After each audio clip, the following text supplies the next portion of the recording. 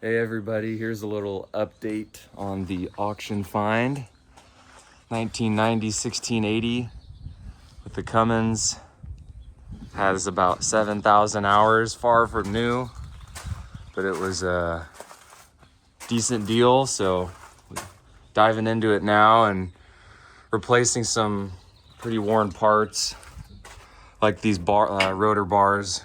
It had spike tooth bars on it before.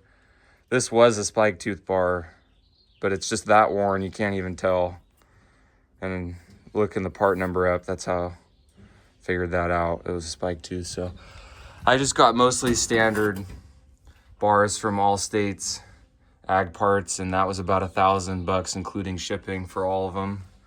Pretty cheap.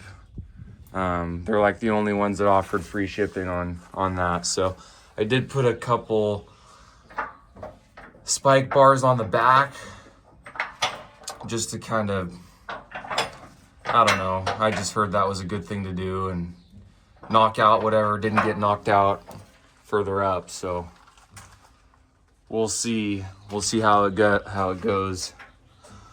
But there was some real fine dust. You can see it there. This rotor was full of that stuff and you could hear it when you spun it. So probably not the right thing to do, but I cut a hole, I cut a square into the rotor and I cleaned it all out with a vacuum and tried to get it, as clean as possible before I rebalance it with all these new parts. So I'm gonna weld that back on, kind of clean up a few ugly welds on here. There's a couple holes. Where are these?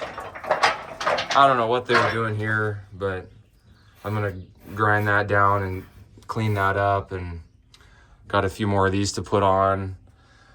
Got these grade 8 bolts from Amazon, believe it or not. They were the cheapest and could get here the soonest. So get those on, get them torqued to, I think 90. If anyone has any other spec on that, I'd love to hear it, but that's probably what I'll do for now. And then get it static balanced. There's a guy that'll come out and he thinks he can hook up to the front there and get a reading on where we need to add weight to get it balanced. So that's the plan for that. And then I'll put the small wire concaves and slotted grates on. It had large wire and keystock grates on before. Here's the keystocks. They've been welded on and